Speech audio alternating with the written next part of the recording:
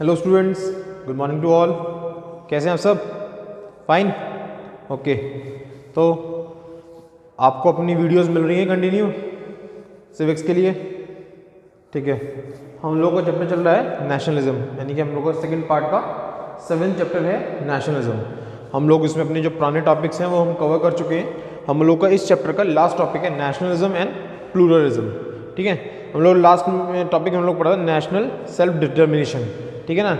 National self determination से ही ये जुड़ा हुआ है, ठीक है ना। नेशनलिज्म यानी राष्ट्रवाद, प्लूरलिज्म यानी कि विस्तारवाद। विस्तारवाद मतलब प्लूरलिज्म, सिंगुलर प्लूरल पढ़े होंगे ना आप लोगों ने। सिंगुलर मतलब सिंगल, प्लूरल मतलब बहुत सारे।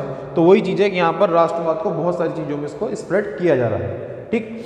तो हम लोग इसको पढ़ते हैं नेशनलिज्म और प्लूरलिज्म। जो हम लोगों ने पढ़ा था ना वन कल्चर वन स्टेट, तो वही चीज़ यहाँ पर उसको हो रही है। तो इसमें क्या, how different culture communities can survive and flourish with in A territory, ठीक है ना। मतलब ये है कि जो हमारी जो डिफरेंट कल्चर है, डिफरेंट आइडेंटिटी है, अगर हम मान लो कि कोई भी स्टेट को ऐसे ही चलते फिरते भाई ठीक है हमने तुम्हें एक नया स्टेट दे दिया और तुम अपना नया कल्चर तुम, ऐसे नहीं होता। एक साथ ही बहुत सारी आइडेंटिटी के साथ में, बहुत सारे डिफरेंट कल्चर के साथ में, तो ये डिफरेंट आइडेंटिटीज़ के साथ में ये एक कंट्री सर्वाइव नहीं कर सकती। उसमें आपका पॉलिटिकल एजेंडा, इकोनॉमिक एजेंडा, बहुत सारी चीज़ें आती हैं। आपके पॉलिटिकल स्ट्रेंथ कैसी है, आपकी इकोनॉमिकल स्ट्रेंथ कैसी है, आपके लीडर कैसे हैं, ये सब चीज़ें देखनी पड़ती हैं, ठीक है ना। ऐसा नहीं कि आओ चलते फिरते किसी को आएगा भाई आ जा भाई तू 10 लोग बन गए तो एक कंट्री बना दिया, नहीं ऐसे नहीं होता, ठीक है ना। इसमें क्या आता है, to achieve this many democratic societies today have introduced measures for recognising and protecting the identity of culture minority community living within the territory. अब इसमें क्या है कि बहुत सारे छोटे छोटे जो हमारी कम्युनिटीज़ हैं, सोसाइटी हैं, वो हमारे उसमें कंट्री में रहती हैं, सर्वाइव करती हैं।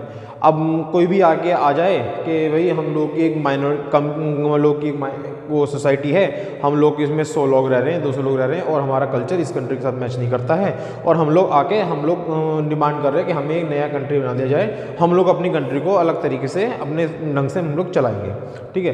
तो उसमें क्या है कि एक सेवरल मेजर्स उसमें हम लोग लेंगे, और ताकि हमें किसी तरह की कोई बाद में दिक्कत ना हो, ठीक है। तो जो वहाँ पर जब डिमांड करेंगे वो रिस्पॉन्सिबिलिटी उनकी बनती है। देखते हैं कि कोई भी, सीधी सी बात है, कोई भी कंट्री ये नहीं चाहेगी हमारे देश में से कोई टुकड़ा अलग हो। सीधी सी बात है, वो कहेगी भाई नहीं हम अपने आप में हैं, मैनेज कर लेंगे सिचुएशन को, आप हमारी कंट्री में रहिए, ठीक है ना।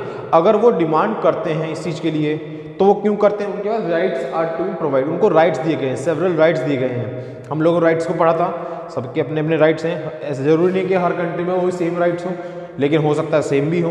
तो वही चीज़ काइंड्स, उन राइट्स को हम लोगों ने ग्रुप राइट्स बोल दिया, ठीक है ना। वो जो उनके ग्रुप हैं, ग्रुप में को वो जो राइट्स दिए गए हैं उनको ग्रुप राइट्स के रूप में हम लोग डिनोट कर दिया। Constitution protection for the languages, culture, religion of minority group and there members. जो राइट्स हैं उन राइट्स को क्या है, जो वहाँ की जो संविधान है, संविधान ने उनको प्रोटेक्शन दी है। प्रोटेक्शन दी है किस लिए, उनके जो कल्चरल राइट्स हैं, लैंग्वेज के राइट्स हैं, रिलीजन राइट्स हैं, उनको प्रोटेक्ट करने के लिए जो राइट्स उनको दिए ग्रुप में वो उनको दिए गए। अब ऐसा तो नहीं ना, जो हम लोगों ने चैप्टर पढ़ा था इक्वलिटी, उसमें क्या, अगर हम इक्वलिटी को वॉलेट करते हैं, किसी की समानता, किसी को समान अवसर नहीं देते हैं, तो किसी के बीच में डिस्क्रिमिनेशन करते हैं, तो वो इक्वलिटी का वॉलेशन होता है। वो चीज़ डिफरेंट थी।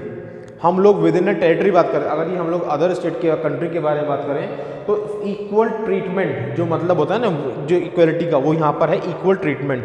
सबको समान तरीके का ट्रीटमेंट उनको दिया जाना चाहिए, ठीक है ना। Equal treatment and protection of cultural identity. अब कल्चर की सांस्कृतिक जो उनकी आइडेंटिटी होती है, पहचान होती है, उनको प्रोटेक्शन करने के लिए यहाँ पर वायलेशन इक्वलिटी उस चीज़ से डिफरेंट यहाँ पर बिहेव करती है, ठीक है ना। समझ में आया।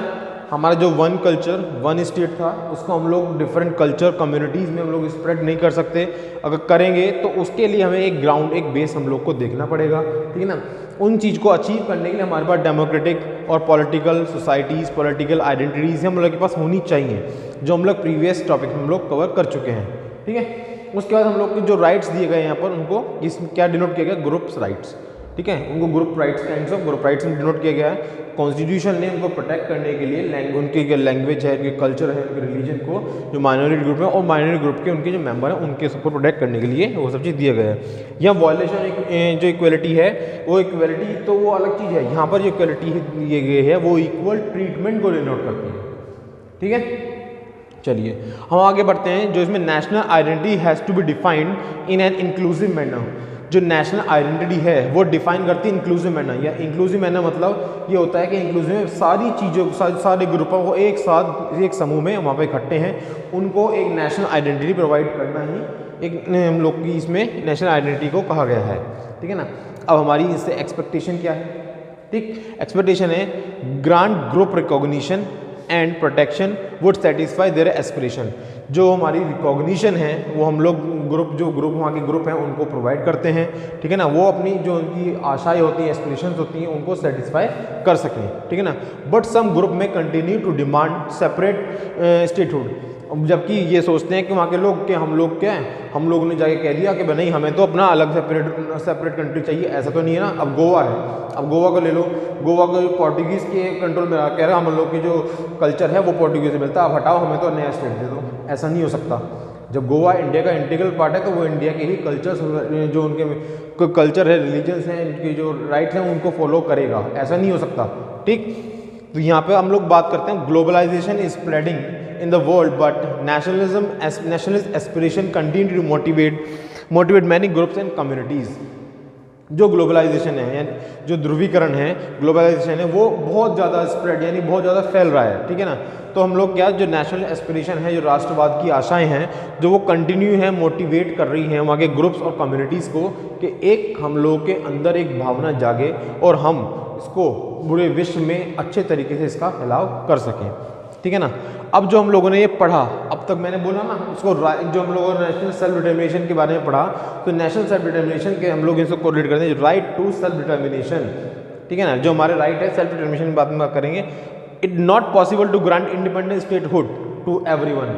ये पॉसिबल है ही नहीं कि हम हर इंडिविजुअल को अलग बोल दें, तो आपने 10 का ग्रुप बना लिया, आपको नया कंट्री दे रहे हैं, आपने बना लिया, आपको नया दे रहे हैं। ये सब चीज़ें पॉसिबल ऑन रिकॉर्ड नहीं होती। सब चीज़ का एक अपना पर्टिकुलर क्राइटेरिया होता है, उसको जब तक वो फॉलो नहीं होगा तब तक वो चीज़ें फॉलो नहीं पॉसिबल नहीं हो सकती। ठीक है ना। It might lead to the formation of number of statehood to small and economic political viable. ठीक है ना। तो इसमें क्या है, तो अगर हम ऐसे ही करते रहे तो छोटे छोटे जो राज्य हैं वो इतने सारे स्प्रेड, इतने सारे बन जाएंगे। और दूसरी बात, क्या उनकी पॉलिटिकल कंडीशन ठीक है? क्या वो पॉलिटिकली स्ट्रांग है? क्या उनको राजनीतिक समझ है? ठीक है। अगर राजनीतिक समझ नहीं होगी तो क्या अपने देश को चला पाएंगे इंटरनेशनल लेवल पर? अगर उनका इकोनॉमिक जो कंडीशन है वो कितनी स्ट्रांग है कि अपने देश की जनता को वो सही तरीके से रख पाएँ, उनको सारी सुविधाएँ दे पाएँ, तो ये पॉसिबल ही नहीं है कि हम हर किसी को एक नया स्टेट के रूप में या स्टेट कंट्री के रूप में उनको एक नया स्टेट, उनको कंट्री बना के दे दें। ठीक है ना। It could multiply the problems of minorities. मतलब ये क्या होता है कि जो उनकी दिक्कतें हैं उनमें और इजाफा हो जाता है। मल्टीप्लाई प्रॉब्लम मतलब उनकी जो प्रॉब्लम्स हैं उनमें और मल्टीप्लाई करके उनमें और इजाफा हो जाता है। इसलिए यहाँ ये चीज़ें यहाँ पर नेशनल सेल्फ डिटर्मिनेशन तो हम लोगों ने पढ़ा था, वो राष्ट्रवाद अपने देश के प्रति अगर हम लोगों इस तरह की नीति रखेंगे तो क्या ये चीज़ पॉसिबल है भाई? नहीं हो पाएंगी। ठीक है ना। तो उसमें क्या हम लोगों का कंक्लूजन पार्ट में आता है, the right has now been reinterpreted to mean granting certain democratic rights for a nationality within a state. जो हमारे जो राइट हैं वो एक सर्टेन, जो हमारी सर्टेन डेमोक्रेटिक राइट्स हैं वो हम लोग को दी जाएँ विद इन अ स्टेट। ठीक है ना। हमें कंट्री के अंदर वो राइट्स को दिया जाना ज़रूरी है, इंस्टेड कि हम नया स्टेट, नई कंट्री बनाएं। अगर हमें उन्हीं कंट्री में रहते हुए वो सब चीज़ें मिल रही हैं तो हमें नई कंट्री की ज़रूरत पड़ेगी नहीं। ठीक है ना। तो इसलिए रिकॉग्निशन टू आइडेंटिटी, रिकॉग्निशन उनको पहचान, उन जो आइडेंटिटी है उनको देना ज़रूरी है ताकि विद इन अ स्टेट उनको सही पहचान उनको मिलती रहे।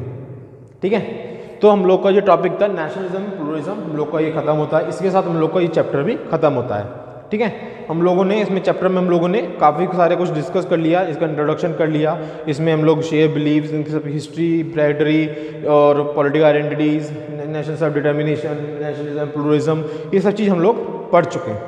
ठीक है ना। तो इसमें आपको किसी तरह की कोई भी प्रॉब्लम हो, कोई भी इश्यूज़ हो, कोई भी दिक्कत आए तो आप मुझसे पूछ सकते हैं। ठीक है। मैंने आपको इसको याद क्वेश्चन आंसर मैं आपको सेंड कर दूंगा, उनको आप पढ़ लीजिएगा।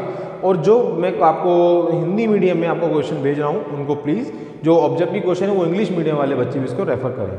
ठीक है। आप उनको करिएगा और बहुत सिंपल है, आप उनको पढ़ेंगे समझेंगे तो जो मैंने आपको वीडियो के थ्रू समझाया है वो चीज़ आपको समझ में आ जाएंगी। ठीक है। तो हम लोग का जो चैप्टर है और ये टॉपिक यहीं ख़त्म होता है। ठीक है ना। हम लोग नेक्स्ट क्लास में मिलेंगे नेक्स्ट टॉपिक के साथ। Thank you.